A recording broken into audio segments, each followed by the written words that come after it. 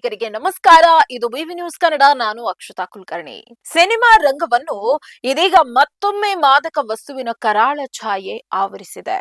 ತಮಿಳು ಚಿತ್ರರಂಗದ ಯುವ ನಟಿ ಅಂಜು ಕೃಷ್ಣ ಸೇರಿದಂತೆ ಒಟ್ಟು 8 ಮಂದಿಯನ್ನ ಚೆನ್ನೈ ಪೊಲೀಸರು ಮಾದಕ ವಸ್ತುಗಳ ಸಮೇತ ರೆಡ್ ಹ್ಯಾಂಡ್ ಆಗಿ ಬಂಧಿಸಿದ್ದಾರೆ.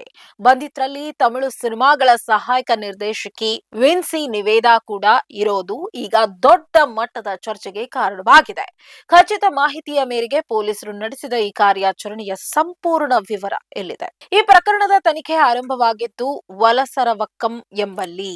ಅಲ್ಲಿ 33 ವರ್ಷದ ವಿಘ್ನೇಶ್ವರನ್ ಎಂಬಾತನನ್ನ ಪೊಲೀಸರು ಬಂಧಿಸಿದಾಗ ಡ್ರಗ್ಸ್ ಜಾಲದ ಮಹತ್ವದ ಸುಳಿವು ಲಭ್ಯವಾಗಿತ್ತು.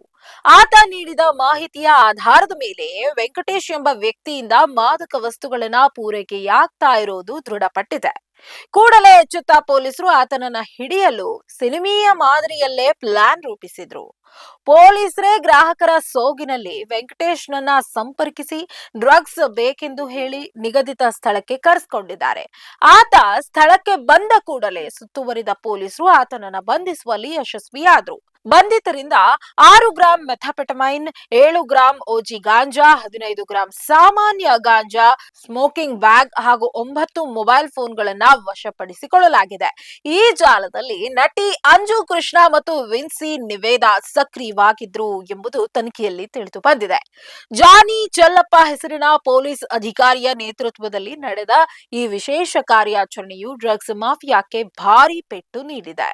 ನಟಿ ಅಂಜು ಕೃಷ್ಣ ಅವರು ಈ ಹಿಂದೆ ಮಲಯಾಳಂನ ಖ್ಯಾತ ನಟ ಜೋಜು ಅಭಿನಯದ ಆರೋ ಸಿನಿಮಾದಲ್ಲಿ ನಟಿಸುವ ಮೂಲಕ ಗುರುತಿಸಿಕೊಂಡಿದ್ರು. ಸದ್ಯ ಪೊಲೀಸರು ಪ್ರಕರಣದ ಬೇರುಗಳನ್ನ ಹುಡುಕ್ತಾ ಇದ್ದು ಇದರ ಹಿಂದೆ ಇನ್ನೂ ದೊಡ್ಡ ತಲೆಗಳು ಇರುವ ಶಂಕೆ ಇದೆ. ವಾಹನ ತಪಾಸಣೆ ನಡೆಸ್ತಾ ಇದ್ದ ವೇಳೆ ಖಚಿತ ಮಾಹಿತಿಯ ಮೇರೆಗೆ ಇಡೀ ತಂಡ ಪೊಲೀಸರ ಬಲೆಗೆ ಬಿದ್ದಿದೆ. ಇದಾಗಿತ್ತು ಈ ಹೊತ್ತಿನ ಸುದ್ದಿ ವಿಶೇಷ. ಸಮಗ್ರ ಸುದ್ದಿಗಳಿಗಾಗಿ ಸದಾ ಗಮನಿಸಿ ಬಿಬಿ ನ್ಯೂಸ್ ಕನ್ನಡ. ಇದು ಕನ್ನಡಿಗರ ಪ್ರತಿಧ್ವನಿ.